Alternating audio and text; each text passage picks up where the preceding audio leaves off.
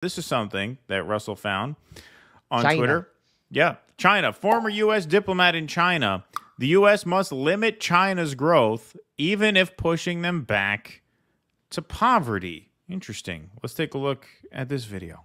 The United States must make sure that we do not have a peer competitor for our security. Think about what this means. This is a brutalist philosophy. The proposition is that even if China were to change in some of the ways that proponents of engagement have been said that we hope it changes, even if they just as a thought experiment adapted our Constitution and our laws wholesale, we should still try to limit their growth merely because we shouldn't have a peer competitor.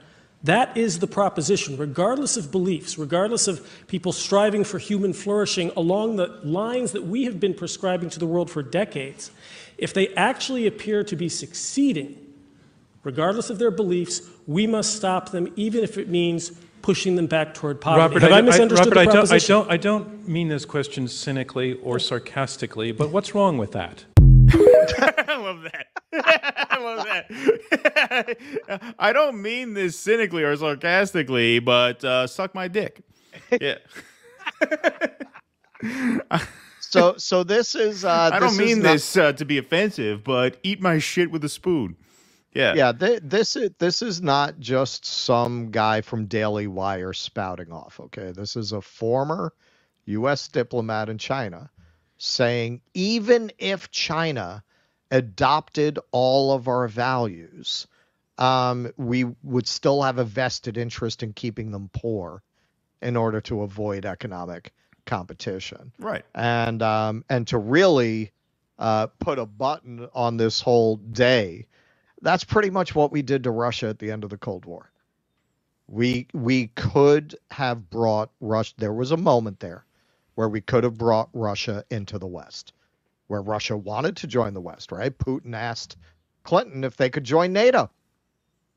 Right? And Clinton at first was like, well, I'll talk to my people about it. That's an interesting idea.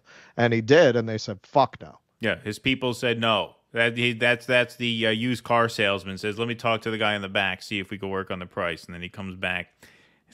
Sorry. This is our bottom line right here. Sorry. And Putin rightly said, well, you say NATO's not about us, but it kind of seems like it's about us.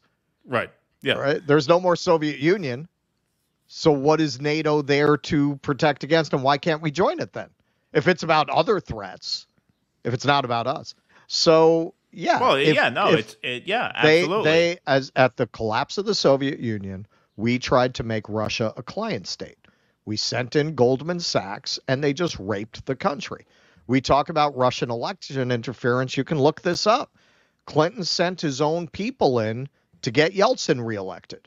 And that election was so crooked, Chechnya was registered as voting 80% for Yeltsin while they were being bombed. 80% of Chechnya. So this is what we want to do to China. That is, we demonstrated what we will do to a rival power that or a power we perceive as a rival that loses its ability to defend itself. We will go in there and try to give it the full KFC McDonald's treatment, move in our businesses, move in our fast food, move in our culture, and make them a client state. That's what we want to do to China. The idea that China is the threat, when I'm sure our audience has seen the map of our bases around China, and then when China says something hostile, they're portrayed in the Western media as crazy. When they say something hostile about the United States, they're nuts. Look at this. This is a diplomat. What do you think? He's a rogue with this thinking? You think that's not conventional wisdom inside the State Department regarding China? Yeah. Here, let's see this one more time. Position, regardless of beliefs, regardless of people striving for human flourishing along the lines that we have been prescribing to the world for decades, if they actually appear to be succeeding, regardless of their beliefs, we must stop them, even if it means pushing them back toward poverty. Robert, have I misunderstood the proposition? I don't mean this question cynically or sarcastically, but what's wrong with that? What You're saying even if they liberalize, right? Even if they model their society after ours. We proved it. That's why I bring up Russia, because that's what Russia was doing. And look what we did to them. That's exactly what we did. We drove them into poverty and tried to extract their wealth through our hedge funds. Yeah. So very clearly not about that. Very clearly not about that. And then you combine that with the fact that we have, our army bases surrounding them. Yeah. That's going to create a certain dynamic, shall we say.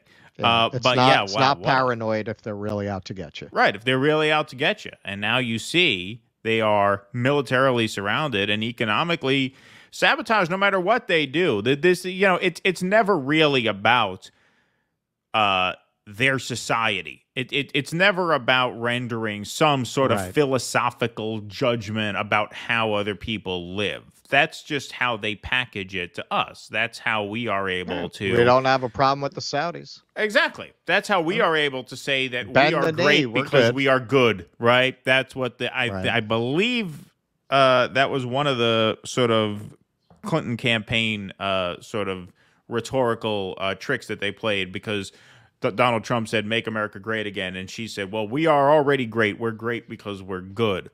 Well, great because we're good. And with the way she meant it was, we don't lock immigrants in cages, even though they do. Right. But the idea that what makes the United States what makes the United States the shining city on the hill is not that we are an economic and military superpower, which is the real reason, but that we are good. We treat our people well. We have a superior way of life. We are an inspiration to the rest of the world about how to live. And out of that virtue, we have established this level of greatness. Well, what an exchange like that proves is no, because even if other countries want in on that, no, we're going to have to sabotage you if you get near us. Right. And that is exactly what we did upon the collapse of the Soviet Union. We have an example in real time of what we will do with a rival that wants to adopt our values and system of government.